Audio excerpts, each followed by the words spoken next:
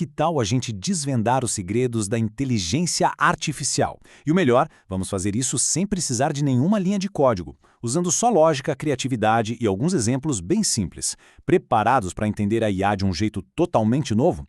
Sabe, a gente olha para a inteligência artificial e pensa, nossa, que coisa mágica, super complexa, não é?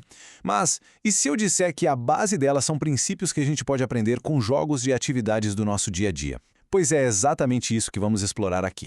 Então, vamos começar essa investigação. Será que a IA está mais para um truque de mágica ou mais para um jogo com regras que a gente pode entender? Olha, no fundo, o superpoder da IA é algo que a gente já faz o tempo todo sem nem perceber. Reconhecer padrões, seja em fotos, em músicas ou em textos, a máquina é treinada para encontrar semelhanças e classificar as coisas. Basicamente, do mesmo jeito que nosso cérebro aprendeu a diferenciar um gato de um cachorro. E para testar a inteligência de uma máquina, criaram um dos jogos mais famosos da história da tecnologia. É ele, o famoso teste de Turing. A ideia genial de tão simples. Se uma máquina consegue conversar com uma pessoa e enganá-la, fazendo essa pessoa acreditar que está falando com outro ser humano, então a máquina passou no teste. O grande desafio é a imitação perfeita. Funciona assim, ó. As regras do jogo são bem diretas. Um juiz, que é o interrogador, manda perguntas para dois jogadores que estão escondidos. Um deles é uma pessoa de verdade, o outro é uma IA. Com base só nas respostas de texto, o juiz tem que adivinhar quem é a máquina. Se ele não conseguir descobrir, a IA vence o jogo. E olha só, isso aqui já não é mais ficção científica. Em 2023, o modelo GPT-4 foi confundido com um ser humano em 73% das vezes.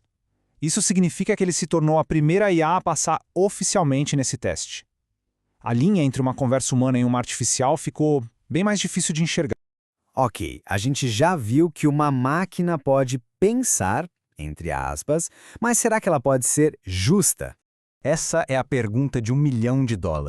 Se a inteligência artificial aprende com os dados que nós damos para ela, será que ela também não aprende os nossos preconceitos, as nossas falhas? A resposta, infelizmente, é um grande sim. Dá uma olhada nesse exemplo aqui. Pediram para uma IA gerar imagens de pessoas inteligentes, e o resultado foi esse aí. Homens de terno, usando óculos. Nenhum asiático, nenhum negro, nenhum idoso. Por quê? Não é porque a IA é preconceituosa, é porque ela simplesmente espelhou o preconceito que já existia nos dados com que ela foi treinada. Para entender como esse viés funciona na prática, pensa nesses dilemas. Se a IA tem mais dados sobre cachorros, a tendência é ela ajudar o cachorro primeiro. Se ela aprendeu nos dados que pessoas de terno são mais importantes, ela toma uma decisão discriminatória. A máquina não tem moral. Ela só segue a lógica dos exemplos que recebeu. Então, a gente chega num ponto fundamental. A responsabilidade é nossa.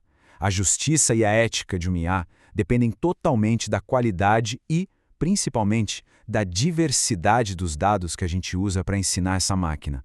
Nós somos os professores. Tá, mas como é que as máquinas aprendem exatamente? Vamos dar uma olhada no motor que faz tudo isso funcionar. É aqui que entra o chamado aprendizado de máquina, ou machine learning. A ideia é que, em vez de um programador escrever todas as regras, a gente simplesmente dá um monte de exemplos para o algoritmo e deixa ele aprender as regras sozinho por conta própria. Uma das formas de fazer isso é o aprendizado supervisionado. Pensa assim, a gente dá para a IA centenas de fotos e vai etiquetando, uma por uma. Este cachorro aqui morde, este aqui não morde. Depois de ver um monte de exemplos, a máquina começa a identificar os padrões visuais que diferenciam um grupo do outro. Agora, no aprendizado não supervisionado, a história é outra. A gente entrega os dados para a IA sem nenhuma etiqueta, sem nenhuma dica. A tarefa dela é se virar para encontrar semelhanças e agrupar esses dados sozinha. É como se ela criasse uns clubes secretos com base nos padrões que ela mesma descobriu. Então, para ficar bem claro, o aprendizado supervisionado é como se fosse um aluno estudando para a prova com o gabarito na mão.